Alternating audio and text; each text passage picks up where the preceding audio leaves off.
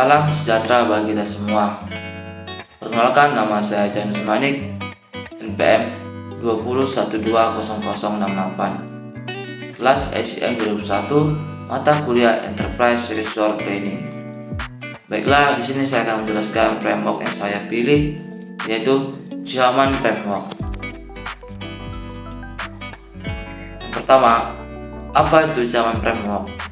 Zaman Framework merupakan logika terstruktur untuk mengklasifikasi dan berorganisasikan tipe-tipe dokumen, rancangan atau model yang mempresentasikan sebuah perusahaan. Zaman Framework bersifat kategorisasi artefak enterprise arsitektur. Kedua, secara perkembangan. Zaman Framework ditemukan oleh John Zaman yang merupakan seorang pembisnis dan seorang IT konsultan, di mana pada saat itu Zaman menemukan bahwa dokumen AI itu bermacam-macam, ada yang berbentuk teks, diagram, gambar, dan lain-lain. Dalam dokumen tersebut menjelaskan hal-hal yang sama tetapi dalam perspektif yang berbeda, agar dokumen-dokumen tersebut dapat mudah dipahami dan mudah dikelola.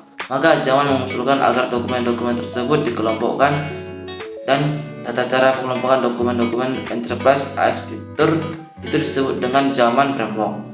Jadi tujuannya sederhana, yaitu supaya dokumen-dokumen enterprise arsitektur yang banyak itu dapat mudah dimengerti, dikelola, dan dimanfaatkan.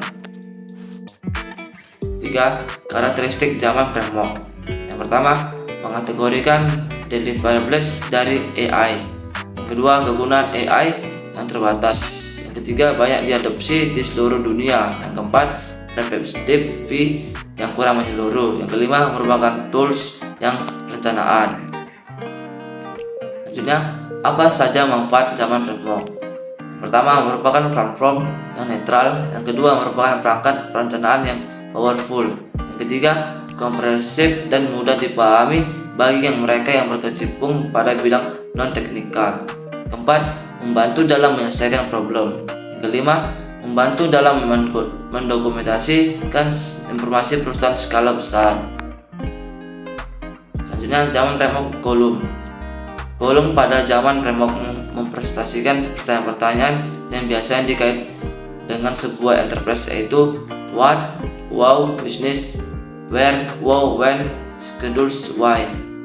What, apakah yang menjadikan the business dapat bisnis informasi atau objek. Wow, bagaimana bisnis berjalan, misalkan bagaimana proses dari sebuah bisnis, prosesnya. Ketiga, where, di manakah bisnis berjalan.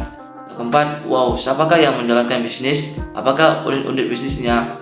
Kelima, when, kapan proses terjadinya bisnis dilakukan, misalnya bagaimana dengan bisnis schedule.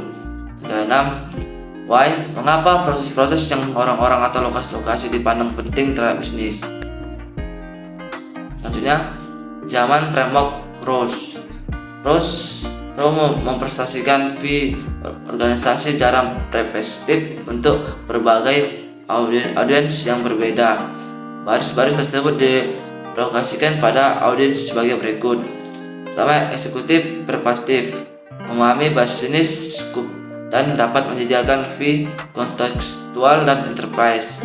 2. Business management perspektif yang memahami bisnis model yang dapat menyediakan V atau konseptual dan dari enterprise.